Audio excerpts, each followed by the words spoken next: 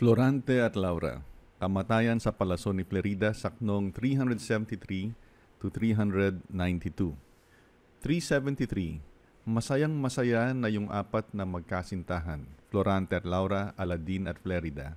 Minsan humihinto ang tibok ng puso nila kasi nakalimutan nilang huminga. Nagpalpitate kumbaga. 374. Nang humupa ang kanilang tuwa, nakinig yung tatlo sa kwento ni Laura. 375. Sinabi ni Laura kay Florante na nung umalis si Florante mula sa Albania, hindi nagtagal ay kumalat ang mga sabi-sabi na may kaguluhan sa kaharian. Umabot ang mga balita sa palasyo. 376. Ngunit hindi malaman kung ano ang umpisa at dulo ng mga bulong-bulungan. 377. Bigla na lang dumating ang panahon na sinakop ng mga sundalo ang palasyo. Kudeta. 378. Nagsisisigaw ang mga tao, mamatay na si Haring Linceo na ginugutom ang bayan. Minomonopolya ni Haring Linceo ang pagkain at trigo. 379. Pero si Adolfo pala ang nag-utos ng pagkubkob sa pagkain. Sinabi lang niya sa taong bayan na utos daw ito ni Haring Linceo. Naniwala naman kaagad sa kanya ang nagugutom na bayan. 380. Agad-agad pinatalsik si Haring Linceo sa trono at pinugutan. Nasaan na ang mga mabubuti at makatarungan? Tanong ni Laura. 381. Nung araw na yon, pati yung mga konseho na tapat kay Haring Linceo ay pinugutan din. Ang taksil ng tabak ng grupo ni Adolfo ay hindi huminto sa kapapatay hanggat wala nang natirang mabait na tao. 382. Umakyat sa trono si Kondeng Adolfo.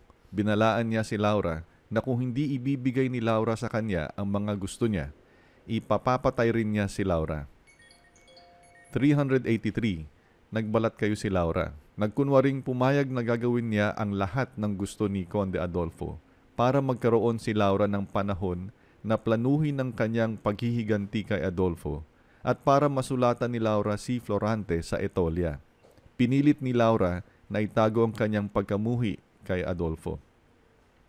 384. Humingi si Laura kay Adolfo ng 5 buwan bago niya tanggapin ang pagsinta ni Adolfo. Pero nagdesisyon si Laura na magpapakamatay na lang siya kung hindi dumating si Florante. 385. Pinadala ni Laura ang liham sa tulong ng isang mapagkakatiwalaang lingkod. Wala pang 1 buwan, dumating si Florante at nahulog ito sa mga kamay ni Adolfo. 386. Dahil takot si Adolfo na babalik si Florante na may kasamang malaking hukbo, nagpadala ito ng liham kay Florante na may selya ng hari. Dun sa liham, pinababalik niya si Florante ng mag-isa. 387. Nung malaman ito ni Laura, nawalan na siya ng loob.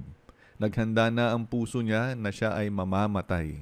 Mabuti na lang at dumating si Menander na may kasamang malaking hukbo para makubkob o mapaligiran ang bayan ng Albania. 388.